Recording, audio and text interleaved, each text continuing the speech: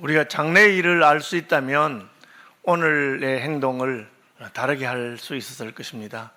보통 대학교에 간 다음에 대학생들이 후회하는 게 이럴 줄 알았으면 내가 고등학교 때 공부를 좀 더 열심히 해서 다른 대학교에 갔으면 좋았을 것을 그렇게 생각합니다. 근데 그게 잘 안 되죠, 인생들이. 하나님께서는 지금 현재를 사는 우리들이 잘 살라고 미래 이야기를 해준 겁니다. 요한계시록의 종말에 관한 이야기는 역사의 결론이 이렇게 될 것이니까 내가 미리 알아서 잘 준비해라, 그렇게 말씀하는 것입니다. 오늘 본문에서 보여주는 역사의 결론은 무엇이냐 하면 심판이 있다고 하는 것입니다. 한번 죽는 것은 사람에게 정하신 것이지만 그 후에는 심판이 있다. 그것이 하나님께서 우리에게 미리 알려주신 것입니다. 선악간에 우리가 그 몸으로 행한 그대로 하나님 앞에서 계산할 날이 있을 것입니다. 우리는 그것을 백보자 심판이라고 하는데, 그 이유는 11절에 또 내가 크고 흰 보좌와 그 위에 앉으신 이를 본다. 심판대에 앉으신 예수님이 크고 흰 보좌에 앉으셨다. 크다고 하는 것은 이것이 최후 최종의 심판인 것을 말합니다. 우리가 지방법원이 있고 고등법원이 있고 마지막에 대법원이 있죠. 그래서 최후의 판단을 내리는 것, 큰 보좌고, 흰 보좌라고 하는 것은 오염되지 아니한 있는 그대로 정확하게 재판할 것이라는 것을 말합니다. 사람이 재판하기 때문에 재판 결과에 대해서 우리가 불복하는 경우가 많습니다. 대법원의 재판이 나와도 그게 마음에 안 들어서 이게 법이 잘못된 것이다 하고 헌법재판소에 법률에 대해서 헌법 소원을 하기도 하는 것이 인생들입니다. 실제로 사람이 재판하는 때는 제대로 재판 못하는 수도 있는 것 같아요. 미국 같이 이 상권 분립이 잘 돼 있는 나라에서도 그 트럼프 대통령이 지난번 선거에 떨어지고 나서 선거 불복 운동하면서 막 사람들이 데모하고 총 들고 막 그런 일이 있었어요. 그것에 대해서 이제 재판을 받아야 됐는데 대법원에서 잘 결정을 못 하다가 그냥 기소하지 않는 것처럼 그렇게 결정이 났어요. 그래서 아마 이 사람이 또 다음 대통령 나오고 하니까 그렇게 한 게 아닌가, 그런 생각이 들고, 우리나라에도 어떤 분들은 대통령 부인이니까 봐주는 거 아니냐, 그렇게 생각하는 분도 있고, 또 야당 대표니까 질질 끄는 게 아니냐, 그렇게 생각하는 분들이 있습니다. 원래 같으면 그렇게 하면 안 되는데 사람이 하는 재판이다 보니까 그런 수가 있습니다. 그렇지만 역사의 종말에 하는 재판은 그렇지 않습니다. 그 재판은 예수님께서 대재판장으로서 예수님께서 재판하실 것이기 때문에 그 재판은 백보자 심판이라는 것처럼 흠이 없이 정결하게 있는 그대로 재판할 것입니다. 법률을 따라 재판해도 마음에 안 들면 법이 잘못된 거 아니야? 법 해석을 잘못한 게 아니냐, 그렇게 말합니다. 그런데 이 예수님의 재판은 예수님께서 친히 법을 만드신 분입니다. 그렇기 때문에 그 법의 의미가 무엇인지 예수님이 정확하게 잘 알고 있습니다. 그래서 공정할 뿐 아니라 우리가 변명할 수도 없고 또 바꿀 수도 없는 그런 재판 결과가 있습니다. 누가 재판하느냐, 이렇게 되어 있습니다.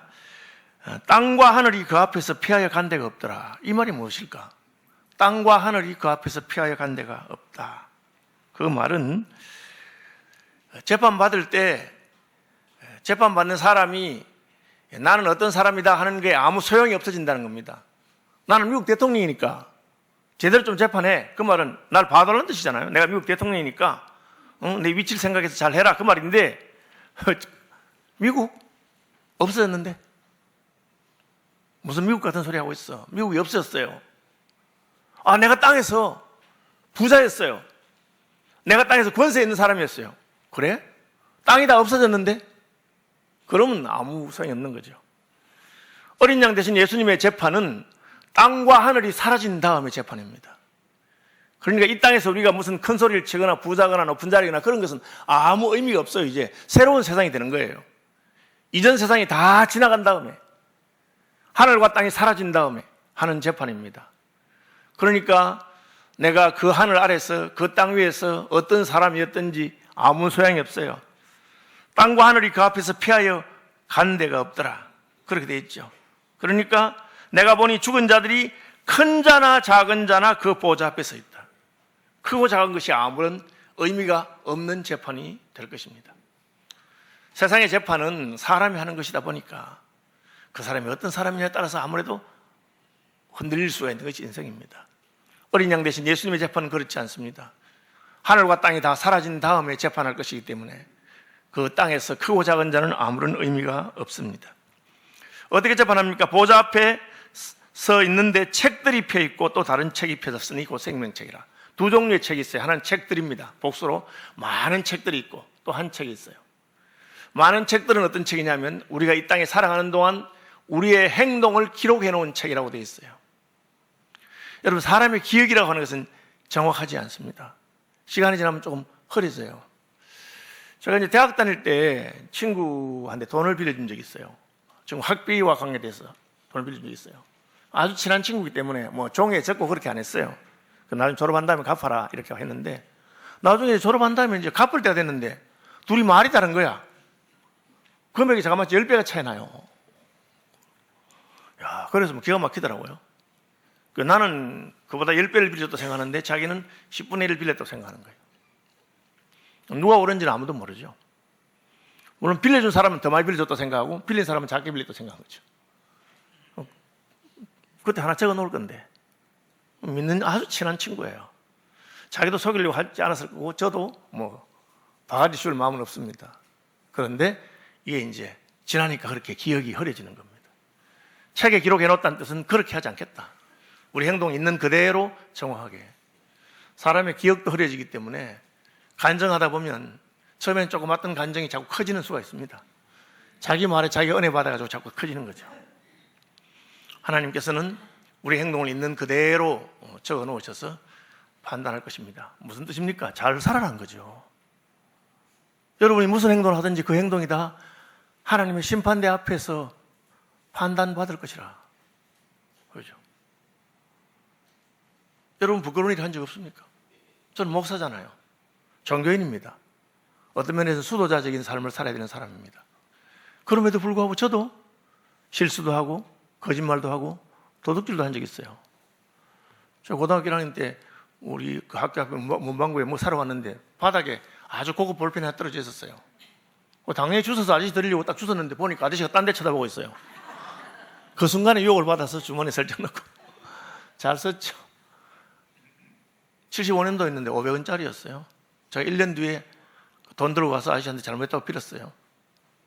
아저씨 잘못했습니다 하고. 그러니까 아저씨가 기가 막히는지 날 보더니만 그랬나 하면서 껌 한 통 주시더라고요. 부끄러운 이야기잖아요. 근데 이 정도는 그래도 세월이 지났으니까, 어릴 때니까 제가 여러분들 앞에 고백할 수 있습니다. 다 할 수 있을까요? 저는 그렇지 않다고 생각합니다. 저도 부끄러운 일도 많고 다 말 못할 거예요. 그렇죠. 심지어 어떤 목사님은 저를 보고 와서 우리 교인 중에 이런 죄를 지은 사람이 있는데 목사님이 좀 하라고요. 그래서 제가 누굽니까? 이러니까 말 안 해줘. 누군지 말 안 해줘. 그럼 날 보고 어떻게 하라는 거야? 그냥 그런 사람이 있으니까 설교 시간에 그런 죄 짓지 말라고 말하라는 거예요. 그럼 내가 속으로 남의 설교를 왜 자기가 이렇게 저렇게 하나? 누군지 말하면 내가 말해주겠다니까. 누군지는 말 안 해줘요. 저 굉장히 시험 들었어요. 그 다음부터 교인들 쳐다보면 저놈인가. 누군지는 말 안 하고 무슨 그런 죄를 지었다고 나보고 막 일러주는 거예요. 그 내가 막 속에서 당신이 직접 말하네. 자기는 말 못하겠대. 우리 교인이니까 내가 말하래요. 근데 누군지는 말 안 해주고 그렇게. 아마 그분은 그 목사님이 그걸 알고 있는지 모를지 몰라요. 근데 남의 목사님도 알고 있으니까. 하나님 어떻게 하겠어요? 다 알고 계십니다. 여러분, 우리가 하나님의 심판대 앞에 설 생각하면서 우리의 행동을 조심해야 되고, 함부로 말하지 말고, 함부로 행동하지 말고, 남의 것을 탐내지도 말고, 불의한 일 하지 말고, 엄난한 행동도 하지 말고, 그렇게 살아야 할 것입니다. 그 심판한다고 하는 거예요. 여러분이 땅에서 부를 아무리 쌓아도, 여러분이 아무리 높은 자리에 올라가도 아무 소용없어요. 제가 총회장 했는데, 하나님 저 총회장에게 좀 봐주세요. 택도 없는 소리예요. 더 잘해야지 이놈아. 제가 목사님께 좀 봐주세요. 목사 그래 되겠어? 그렇게 하지 않겠어요? 심판합니다. 어떻게 합니까? 행위를 따라 책에 기록된 대로 심판을 받는데, 바다가 그 가운데서 죽은 자들을 내주고 사망과 엄보도 그 가운데서 죽은 자들을 내주매, 그렇게 되어 있어요. 각 사람이 자기 행위대로 심판을 받고. 요한계시록에서 바다는 사탄이 다스린 땅 같은 그런 뉘앙스가 있어요. 바다에서 짐승이 올라오고 막 그렇게 하거든요. 내가 전에 어둠의 세계에 속해 있을 때 어둠에 속한 사람들과 함께 있으면서 그런 죄를 지었습니다. 이제는 과거를 틀었으니까 모른 척하고 있어도 사라지는 게 아닙니다. 다 드러날 때가 있다고 하는 거죠. 굉장히 부끄러울 거예요. 그렇죠? 사망과 음부도 불못에 던진다. 불못에 들어가는 게 심판이에요. 그런데 예외가 있어요. 누구든지 생명책에 기록되지 못한 자는 불못에 던져지리라. 이 말은 뭡니까? 생명책에 이름이 기록되어 있으면 불못에 들어가는 심판을 당하지 않는다는 뜻이에요. 책이 두 종류가 있어요. 책들이 있고 우리의 행동을 다 기록한 책들이 있고 또 한 다른 책이 있는데 생명책이 있어요. 혹시 여러분 아파트를 이렇게 공급받기 위해서 청약을 해보신 분이 있는지 모르겠어요. 위치가 좋고 값이 오를 것으로 예상되는 아파트는 경쟁률이 아주 치열해서 뭐 100대 1로 되고 200대 1로 되고 그렇게 해요. 그렇게 하는 아파트들이 있어요. 그 되기가 굉장히 어렵죠. 그런데 또 그 말고 따로 특별하게 공급하는 아파트, 특공이래, 특공. 예를 들면 우리 교회 부목사님 가운데 김홍식 목사님은 애가 4명이잖아요. 애 4명 있는 사람을 위한 특별 공급. 그러면 좀 쉽잖아요. 애 있는 집이 많지 않으니까. 아니면 신혼부부를 위한 특별 공급 그런 게 있어요. 생명체는 그거예요. 우리의 행동을 다 적어놓고 그 행동 하나를 따져서 심판할 건데 특별 사면 명단이 따로 있어요. 특별 사면 명단. 생명책이에요. 그 생명책 이름이 기록된 사람들은 생명책 이름이 있으면 보고 그쪽에 싹 지워버려요. 얼마나 감사하고 놀라운 일인지 몰라요. 만약에 제가 재판대 앞에 서서 예수님이 이제 너희야 7살 때, 9살 때, 뭐 고등학교 때 뭐 이런 식으로 하면 굉장히 제가 부끄러울 거예요. 고개를 못 들겠죠. 그런데 생명책에 제 이름이 있는 거예요. 그러면 불못에 들어가는 재판에서 사면을 해주는 겁니다. 얼마나 놀라운 일입니까? 저는 제 이름이 생명책에 기록된 것을 믿습니다. 여러분의 이름도 생명책에 기록되기를 바랍니다. 그 이름이 흐려지지 않았으면 좋겠어요. 생명책 기록했는데 이름이 흐려진단 말이 있어요. 굉장히 제가 애매하더라고. 지워진다는 것도 아니고 흐려진다니까. 아이고, 이름을 읽어야 되는데 애매하잖아요. 그죠? 어떻게 하면 여러분의 이름이 생명책에 기록될까? 기록하는 분 마음대로예요. 그 이름을 기록하는 분이 누굽니까? 예수님이십니다. 예수께서 여러분의 이름을 생명책에 기록하시기 바랍니다. 뭐라고 했습니까? 누구든지 나를 믿으면 멸망치 않고 영생을 얻을 것이다. 영생이 생명이잖아요. 영접하는 자 곧 그 이름을 믿는 자들에게는 하나님의 자녀가 되는 권세를 주셨다. 따로 빼놓는다는 거예요. 그럼 예수 믿는다는 게 뭘까? 입으로 그냥 믿어요 이렇게 말만 하면 되는 건가? 여러분, 하나님은 여러분의 중심을 보십니다. 여러분이 마음으로 진심으로 예수님을 믿으시고 붙드시기 바랍니다. 그럼 다 여러분 끝날 거니까. 여러분 아마 불못에 들어갈 거예요. 우리가 아무리 착하게 살아도 잘못한 것들이 왜 없겠습니까? 유일하게 거기서 빠져나갈 방법은 생명책에 이름이 기록되어 있는 것입니다. 생명책에 기록되려면 여러분 예수님을 붙들어야 되는데 예수님은 여러분의 입술만 보는 게 아니고 여러분의 마음을 봅니다. 여러분의 말만 보는 게 아니고 여러분의 행동과 삶을 볼 것입니다. 그렇죠? 여러분 예수 믿으면 그 믿음이 여러분의 삶을 다르게 만들 것입니다. 제가 청년들한테 이렇게 늘 하는 말이 있어요. 너 연애할 때 속지 마라. 그 뭐 달콤한 말 하는 거 있잖아요. 달콤한 말 제일 잘하는 게 제입이잖아요. 그 말을 속으면 안 되는 거예요. 그래서 뭐 그 오빠가 너를 좋아한다고 말하는 그 말에 속지 말고 그 행동을 봐라. 특별히 돈 쓸 때 잘 봐라. 실컷 커피 마시고 돈 낼 때는 화장실에 가는 오빠는 믿을 수 없다. 내가. 너보다 먼저 가서 돈을 내는 거지. 그게 좋아하면 재물이 있는 곳에 마음이 있고 재물이 있는 곳에 시간이 있고 네가 부탁하면 언제든지 시간을 내주고 너를 위해서 돈 쓰면 그게 그 사람은 널 사랑하는 거야. 말 안 해도. 달콤한 말이 아니잖아요. 주님도 마찬가지입니다. 우리가 예수님을 믿으면 어떻게 합니까? 예수님 위에서 살고 싶고 예수님 말씀대로 살고 싶고 내 계명을 가지고 나를 지키는 자야 나를 사랑한다. 그러므로 이 여자의 많은 죄가 사해졌으니 이는 그의 사랑함이 많은 연고라. 그렇죠? 사함을 받은 자는 사랑한다고 그렇게, 사랑함 받은 자는 죄 용서함 받는다고, 사랑은 허다한 죄를 덮느니라 그렇게 했습니다. 어쨌든 답은 간단해. 예수 믿으면 생명책 이름 기록되는데 진짜로 진심으로 예수를 믿는 분들이 되시기를 바랍니다. 제가 늘 말하잖아요. 저는 제 유언 딱 정해놨어요. 우리 자녀들한테. 예수 잘 믿어라. 예수 잘 믿어라. 왜? 예수 안에 모든 것이 있기 때문에. 살아서 축복받고 죽어서 영생을 얻습니다. 생명책에 여러분의 이름이 기록되는 것은 예수님을 붙드는 것입니다. 말로만 아니라 삶으로. 여러분의 시간과 재물과 여러분의 마음을 다해서 주님을 섬기는 분들이 되시길 바랍니다. 그러면 그 이름이 생명책에 기록되어 있고 그 사람들은 따로 빼서 불못에 들어가는 백보자 심판에서 벗어날 수 있는 것입니다. 사람에게 심판이 있는데 그 심판에서 제외되는 생명책에 이름이 기록된 것입니다.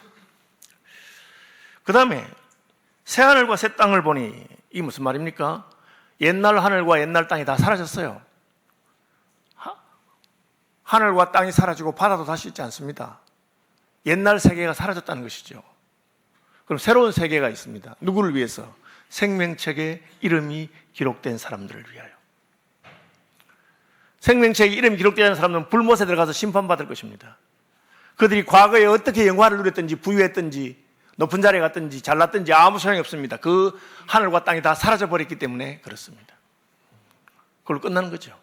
그러나 우리는 생명책 이름이 기록되었고 생명책 이름이 기록된 우리를 위해서 새하늘과 새 땅, 신천, 신지, 이게 하나님 나라의 천국을 말하는 것이죠. 그 하나님 나라와 천국은 어떤 나라입니까?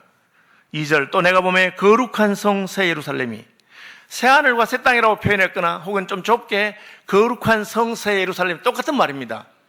하나님의 나라에 들어간다는 거죠. 우린 땅에 속해 있지만 하나님 나라에 속해 있고 이 땅은 다 사라질 것입니다. 새로운 나라에 들어가고 새로운 성에 들어갑니다. 그런데 그 새로운 성이 어떠하냐? 하나님께로부터 하늘에서 내려오는데 그 준비한 것이, 한번 따라 합시다. 신부가 남편을 위하여 단장한 것 같더라. 이상하지 않아요? 성이라 그랬는데 성, 거룩한 성 새 예루살렘인데 신부처럼 생겼다. 신부, 신랑 신부 할 때 웨딩드레스를 입은 신부, 아름답게 화장하고 꾸민 신부, 신부와 같아. 그게 무슨 말입니까? 여러분, 하나님 나라는 건물이 아니라 사람입니다. 우리가 가정을 이야기할 때 집이 아니라 부부와 자녀가 이루는 그 관계를 가정이라 하잖아요. 하나님의 나라에서 집, 건축, 성, 그런 것은 우스운 거예요. 왜? 하나님이 천지와 만물을 6일 만에 창조하셨고 해와 달과 별을 하루 만에 창조하셨어요. 하늘에 별이 얼마나 많으냐. 저는 사막에서 밤하늘에 별을 본 적이 있는데 징그럽도록 많더라고요. 야, 공해가 없는 데가 아니 별이 너무너무 많습니다. 그건 눈으로 본 거잖아요. 망원경으로 보니까 그보다 10배가 더 많아. 100배가 더 많아. 전파 망원경으로 보니까 1000배, 10,000배가 더 많아. 오늘날 더 발전된 우주선을 저 우주 진공에 보내서 보니까 더 많은 별들이 있어요. 그리고 또 보니까 날마다 우주가 팽창하고 있어요. 너무너무 커요. 그런데 그 크고 많은 것을, 별들을 하나님이 하루 만에 창조했어요. 하루 만에. 놀라운 것이죠. 해와 달과 별이 하루 만에 창조된 겁니다. 그러니까 그건 우스운 이야기예요. 그건 중요한 거 아니에요. 집이 얼마나 멋있느냐. 아파트가 80평이냐 뭐. 여러분, 서울에 아파트 한 10억씩 하잖아요. 보통 20억, 30억도 하고 성수동에 한 80억짜리도 있어요. 어느 연예인 부부가 무슨 결혼해서 성수동에 아파트 80억짜리 샀다고 와 했는데 좀 이따가 둘이 이혼했어. 집이 그렇게 좋은데 왜 이혼합니까? 여러분, 집 좋은 것하고 이혼한 건 아무 상관없어요. 둘이가 사랑하지 않으면 깨지는 거잖아요. 그죠? 하나님의 나라도 마찬가지입니다. 하나님이 황금으로 아스팔트가 포장되어 있고, 황금이 아스팔트고, 문이 진주로 되어 있고, 그 성벽이 12보석으로 다이아몬드와 에메랄드와 사파이어와 루비아 뭐 그런 것으로 만들었다. 그 말은 멋있고 아름답다는 뜻이지. 그러나 중요한 건 그게 아니에요. 그보다 더 중요한 것은 그 멋있고 아름다운 성의 핵심은 신부가 남편을 위해서 단장 같은 어린 양 대신 예수 그리스도의 신부로서의 우리의 거룩함에 관계되는 거예요. 신부가 좋아야 되는 거죠. 어느 선교사가 아프리카의 어느 마을에 선교하러 갔는데 그 마을에는 독특한 풍습이 있는데 신랑이 신부를 모셔오려면 몸값을 지불해야 돼요. 신부 몸값을. 그래서 신부가 좀 맹하거나 별 것 없는 신부는 염소 한 마리 주고 사오면 돼요. 그래서 염소 한 마리짜리 신부예요. 신부가 괜찮으면 암송아지, 아주 좋은 신부는 암소 한 마리를 신부 집에 신랑이 끌고 와서 주고는 신부를 모셔오는 거예요. 프로포즈 하는 거예요. 그래서 이제 결혼하고 나면 니는 염소 한 마리짜리가 뭐 까부냐라든지, 아이고 암소 한 마리라고 되기 전에 뭐 이렇게 하는 그런 거예요. 그 선교사님이 전도하고 키우는 학생 가운데 의대를 나와서 아주 똑똑하고 그 마을에서 제일 잘생기고 멋진 신랑감이 있는데, 다들 이 신랑감은 누구에게 프로포즈를 하며 도대체 그 신부 몸값으로 무엇을 줄까 그렇게 하는데, 어느 날 이 신랑감이 드디어 자기 신부감을 위해서 몸값을 지불하는데 암소를 9마리를 끌고 왔어요. 동네가 난리가 났어요. 암소 한 마리. 와, 저 신랑과 같으면 그냥 염소 한 마리라도 내가 갈 건데, 저 정도면 그렇게 하는 사람들이 줄을 서 있는데 암소 한 마리를 끌고는 그 마을의 제일 부잣집 상인의 집도 지나고 그 마을에 제일 잘 나가는 촌장 집도 지나서, 그래서 뭐 촌장 딸이 울고불고 난리가 나고 다 동네를 돌아서 동네 바깥에 있는 허름한 집에 삐쩍 마르고 볼품없는 웬 이상한 여자한테 가서 프로포즈를 하면서 암소 9마리를 내놨어요. 온 동네가 난리가 났어요. 왜 저 염소 한 마리 값도 안 돼 보이는 저 여자한테 암소 9마리를 줬을까? 어쨌든 그래서 결혼식하고 이 선교사님은 그 마을을 떠나게 됐어요. 그리고 세월이 많이 흘러서 한 20년 뒤에 그 마을에 다시 가보게 됐는데, 자기 제자였던 그 의사가 잘 살고 있는지, 암소 한 마리 주고 잘 살고 있는지 가보니까 부인이 바뀌었어. 옛날에 그 볼품 먹고 삐쩍 마른 그 사람이 아니고 아주 멋있고 우아하고 괜찮은 부인을 데리고 살더라고. 그 속으로 역시 젊을 때 실수했다가 다시 새롭게 결혼했나 이렇게 생각하고 슬쩍 물어봤어. 옛날 그 신부는 어디 갔냐고. 이렇게 물으니까 여기 있지 않느냐고. 자기 부인을 가르쳐 보니까 옛날 그 신부가 바뀐 거예요. 그 보잘것없고 볼품없던 신부가 너무나 우아하고 고상하고 또 건강하고 밝고 그런 신부가 돼 있었어요. 그래서 내가 사람을 볼 줄 몰랐나. 어떻게 암소 9마리 주고 사서 저렇게 됐나. 여러분, 이게 뭡니까? 예수님께서 우리를 위해서 하신 거예요. 우리는 염소 한 마리 값도 안 되는 자인데 주님이 자기 목숨을 몸값으로 주고 우리를 사신 거예요.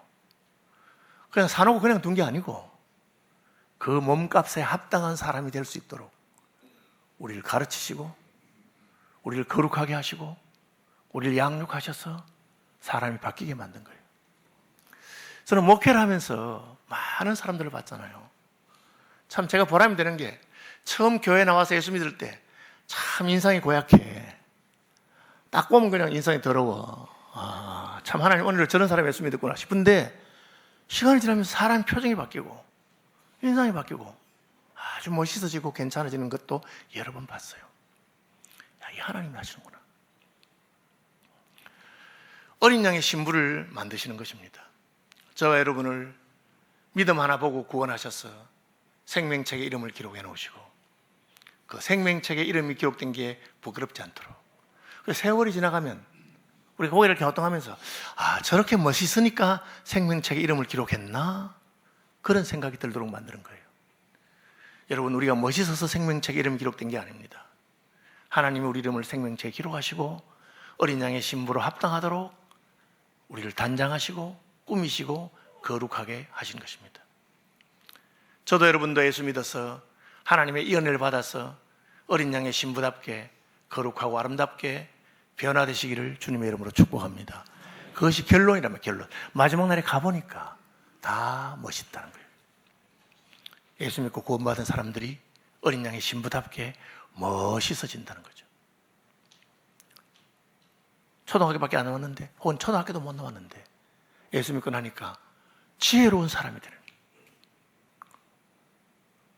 그냥 세상에 5만 가지 걱정은 다 가지고 있는 사람같이 그렇게 교회에 왔는데, 예수 믿고 세월이 지나니까 그 얼굴이 달라지고 밝아지고 천하를 얻은 사람 같은 그런 표정으로 바뀌게 하시는 분이 어린 양 대신 우리의 신랑 예수님인 것을 믿으시기 바랍니다. 그걸 말한 겁니다. 내가 들으니 보좌에서 큰 음성이 나서 이르되 보라, 하나님의 장막이 사람들과 함께 있으며.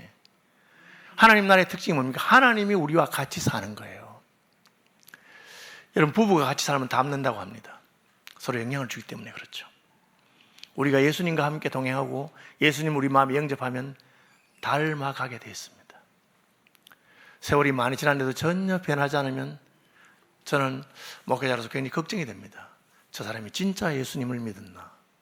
진짜 예수님을 사랑하나? 왜? 예수님을 사랑하면 닮게 되고 예수님을 사랑하면 변화되기 때문에. 처음에는 성격이 더러운 사람이었는데 시간이 지나면 그렇게 성격이 멋있고 단정하고 근사한 사람으로 바뀌게 되는 것입니다. 하나님이 그들과 함께 하셨어요. 그들은 하나님의 백성이 되고 하나님은 친히 그들과 함께 계셨어요. 저는 90년대에 유학을 갔는데 그때만 해도 아직까지 한국이 선진국은 아니었어요.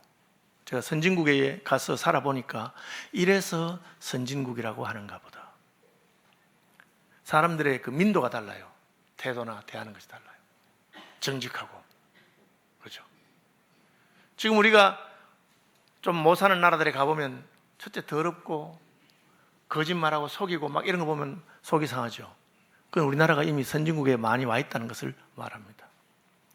하나님 나라의 백성이 되면 점점 우리는 하나님과 함께 살면서 제가 늘 말하는 것처럼 말씀대로 사는 것이 옳을 뿐 아니라 복되다는 것을 깨닫게 됩니다. 그래서 사는 것이죠. 모든 눈물을 그늘에서 닦아주심이 다시는 사망이 없고 애통하는 것이나 고가는 것이나 아픈 것이 다시 있지 않다. 하나님 나라의 특징이 뭡니까? 하나님이 우리를 위로하시고 하나님이 우리를 책임져 주는 것이죠. 가난한 집안에서 태어나는 가난한 여인이 꼭 가난한 집에 시집가는 법은 없잖아요. 진짜 결혼할 결혼식 비용은 고사하고 결혼할 준비가 전혀 안 돼 있는 가난한 신부를 신랑이 받았는데 신랑이 너무 부자예요.